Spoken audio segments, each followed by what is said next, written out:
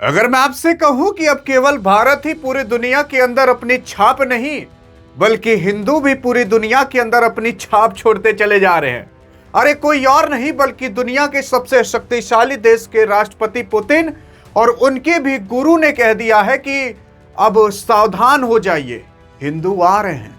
अरे लेकिन सवाल ये उठता है ना कि आखिरकार इन्होंने जो कहा, आखिरकार उसमें क्या ताकत है और ये सुनकर पूरी दुनिया क्यों आहदंक गई है। आप सोच रहे होंगे कि भाई साहब पूरी दुनिया के अंदर तो सबसे ज्यादा मेजॉरिटी पॉपुलेशन तो मुस्लिम और क्रिश्चियन की है, लेकिन आखिरकार इन्होंने हिंदुओं को ही क्यों कहा। और उसी के ही साथ साथ जो आपके पुतिन के गुरु हैं, उन्होंने डोनाल्ड ट्रंप को भाई साहब इतना धोया कि आप कहोगे कि यार इतना तो धोबी भी कपड़े को नहीं धोता जितना ये ट्रंप को धो चुके हैं। और उसी के साथ साथ जर्मनी को भी लपेट कर फेंक दिया। आप देखने की कोशिश करोगे तो अभी हाल फिलहाल देखोगे तो भारत का रूस से काफी अच्छा रिश्ता होते चला जा रहा है।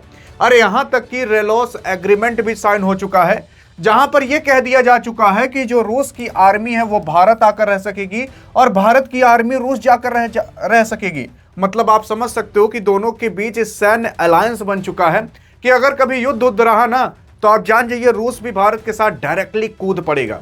लेकिन आप यहां पर देखने की कोशिश करोगे तो डोनाल्ड ट्रंप को भी ये भाई साहब धो दिए। अब ये हैं कौन, मैं आपको बता देना चाहता हूं कि जैसे आपका कोई गुरु होगा, अब आप मन में सोच लीजिए आपका जो गुरु होगा या तो डियर गुरु ही होंगे लेकिन हाँ बहरहाल आप देखने की कोशिश करोगे वैसे ही पुतिन के गुरु ये भाई साहब माने जाते हैं। इनका नाम है अलेक्जेंडर डुगिन जो कि राजनीतिक गुरु माने जाते हैं आपके पुतिन साहब के। आप सोच कर देखिए, राष्ट्रपति के भी गुरु ने अगर कुछ बोला तो उसमें कोई ना कोई तो दम खम होगा। आखिर क्या बोला और किसके लिए बोला और क्यों बोला, कैसे बोला, आइए इसके बारे में समझते हैं और उसके बाद समझेंगे इनके बोलने से क्या भारत पर कोई इंपैक्ट पड़ सकता है कि पूरी दुनिया पर कोई इंपैक्ट पड़ सकता है। हाँ देखो, अलेक्जेंडर डुगिन वैसे तो बहुत ज्यादा बोला नहीं करते और मैं आपको बता दूं, आप सोच रहे होगे कि यार एक ठो आदमी बोल दिया इससे क्या ही फर्क पड़ जाएगा। अरे ये कोई छोटा मोटा आदमी नहीं है, पुतिन का भी गुरु है। और आप विश्वास नहीं करोगे ना, यूरोप की कुछ कंट्री और अमेरिका ने इनके ऊपर तो प्रतिबंध लगा कर रखा है। सोचकर देखिए कि अभी तक तो केवल एक देश के ऊपर लगाया जाता था, लेकिन यह आदमी इतना खतरनाक है कि इसी के ही ऊपर प्रतिबंध लगा दिया गया है। ऐसा कहा जाता है कि पुतिन जो कुछ करते हैं ना, उसके पीछे इनका भी कुछ ना कुछ हाथ और इनका भी कुछ ना कुछ योगदान, और ये भी कुछ बताए रहते हैं और इन्हीं के ही कहे हुए मार्ग पर आपके पुतिन चलते हैं। अरे तभी तो गुरु कहलाते हैं ये।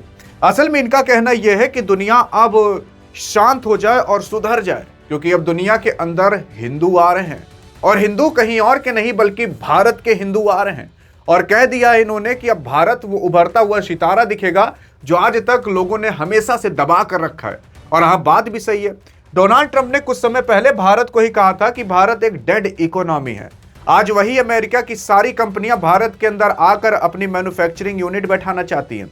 डोनाल्ड ट्रंप ने तो भारत की कई बार बेइज्जती की थी, अभी क्या क्या बेइज्जती की थी उसके बारे में भी चर्चा करेंगे। लेकिन आइए देखते हैं कि इन्होंने ट्रंप को कैसे धोया। अभी आप सुनकर ना भाई साहब चौंक जाओगे।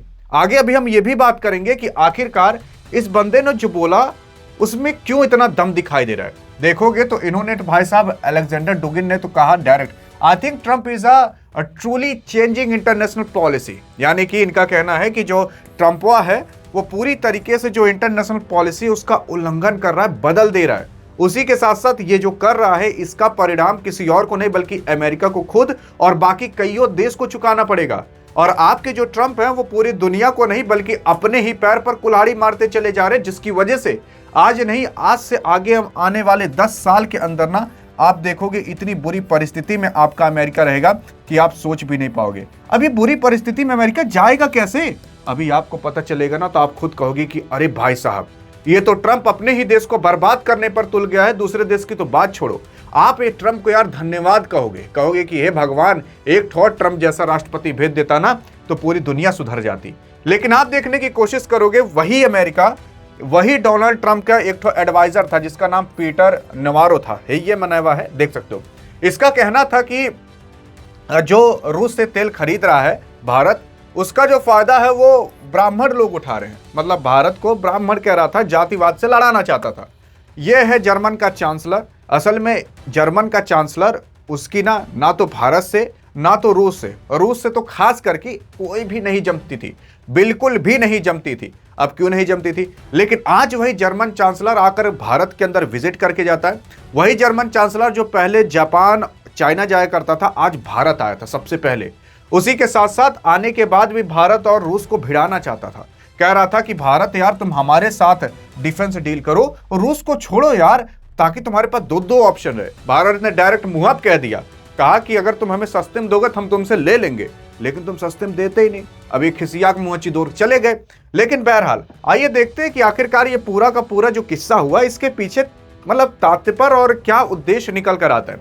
देखो, असल में जो अभी आपका नाटो है ना, वो नाटो टूटने की कगार पर है, जिसकी वजह से जो 30-32 देश नाटो के अंदर हैं वो सब घबरा रहे हैं। घबरा इसलिए रहे क्योंकि वो जान रहे कि अगर नाटो टूटा तो हम कमजोर पड़ जाएंगे। आपको पता होना चाहिए कि जब वर्ल्ड वॉर 1 हुआ था और 2 हुआ था, तो उस दौरान इसी जर्मनी ने रूस के ऊपर काफी बड़े बड़े अटैक किए थे, जिसकी वजह से लाखों लोग मारे गए थे। इसकी वजह से भी रूस और जर्मनी में आज तक नहीं जमती।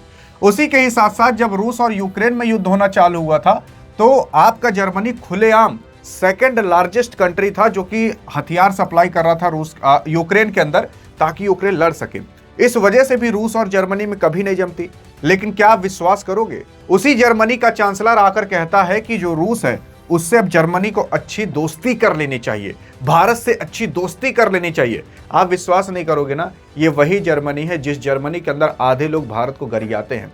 आधे लोग कहते हैं कि भारत ये है, वो डर्टी है, वो ऐसा पुअर कहता है, मतलब बहुत गरीब की नजर से देखता है। ये वही जर्मनी, आज वही जर्मनी आकर भारत से डिफेंस डील करने को कहता है। आप सोच सकते हो कि भारत की अब हैसियत किस लेवल पर जा रही है। लेकिन बहरहाल अगर आप देखोगे तो अलेक्जेंडर डुगिन, जो कि आपके ही पुतिन के गुरु हैं, उनका कहना यह भी था कि जो आपका यूएस है वो अभी ग्रीनलैंड पर कब्जा करने की सोच रहा है, वेनेजुएला के राष्ट्रपति को उठवा लिया, जिसकी वजह से ये खुद को ही कमजोर बना रहा है। आपको पता होना चाहिए कि ये जो ब्रिक्स करेंसी है, और उस ब्रिक्स करेंसी के अंदर भारत, रूस, चाइना और यहाँ का ब्राजील खुद आता है अमेरिका का। सोच कर देखिए, अमेरिका का ही ब्राजील जो कि कहता है कि हम ब्रिक्स बनाने की कोशिश कर रहे हैं, क्योंकि ब्राजील भी ब्रिक्स के अंदर आता है। और ये ब्रिक्स कहा जा रहा है कि 2029 तक, 229 तक, मतलब 2029 तक जो भारत है और बाकी कंट्रियां वो ब्रिक्स को लॉन्च कर देंगे। अगर ब्रिक्स लॉन्च कर देंगे तो आप खुद सोच कर देख लीजिए, पूरी दुनिया भर की जो जीडीपी और जो एक्सपोर्ट इंपोर्ट होता है वो ब्रिक्स वाले ही देश आपस में कर लेते हैं, लगभग 40% का। तो यार हमें दूसरे और भागने की क्यों जरूरत, हमें डॉलर की क्यों जरूरत? और अगर ब्रिक्स करेंसी आ गई तो ये पूरा का पूरा जो दुनिया है और जो देश है वो अमेरिका के पास जाएगा और कहेगा कि भैया हमारा जो हम तुम्हारे यहाँ सोनवा लाकर बहुत समय पहले रखे थे वो दो, हम तुम्हें तुम्हारा डॉलर दे देते हैं। तो अमेरिका को पूरा का पूरा सोना चुकाना पड़ेगा, और उतना सोना दे कहां से पाएगा? नहीं दे पाएगा। इसी वजह से कहा जा रहा है कि आगे आने वाले समय में अब आपका यूएस बर्बाद होने वाला है। मैंने आपको कई सारी वीडियो में बताया है और आप आई थिंक अब तो समझ गए होंगे कि आखिरकार कैसे आपका अमेरिका बर्बाद होगा अगर ब्रिक्स करेंसी आ जाती है तो।